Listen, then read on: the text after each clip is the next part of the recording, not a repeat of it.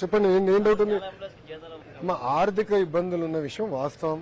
దానికి రాష్ట్ర ప్రభుత్వం, కేంద్ర ప్రభుత్వం అనేక మా కార్యక్రమాలు చేస్తుంది. ఇది రెగ్యులరైజ్ చేయాలని తప్పంతో మేము పనిచేస్తున్నాం. రాష్ట్ర ప్రభుత్వం నుంచి కూడా కొన్ని మినహాయింపులు కాబట్టి అవి కూడా చేశాము. ప్రైవేటీకరణ జరగదని 100 సార్లు నేను చెప్పాను. మళ్ళీ డౌట్ ఎందుకు ఉంది మీకు? ఆ డౌట్ ఎందుకు ఉంది? ఎందుకు తప్పుడు ప్రచారం మీరు నమ్ముతున్నారు? మంత్రి గారు వచ్చి చెప్పారు, ముఖ్యమంత్రి గారు చెప్పారు, ఉప ముఖ్యమంత్రి గారు చెప్పారు, మంత్రులు మేమందరం చెప్పాను. నేను విశాఖపట్నం అనేక సార్లు వచ్చా.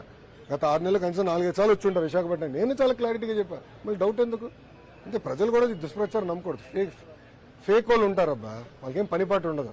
పూర్తిగా ఫేక్ న్యూస్ చేస్తారు. అదే ఫేక్ పార్టీ ఉంది, వైకాపా పార్టీ, వాళ్ళు ఇట్లా దుష్ప్రచారం చేస్తారు. వాళ్ళు ఉత్తరాంధ్రకి ఏం పీకారండి? 5 సంవత్సరాలు అడుగుతున్నా.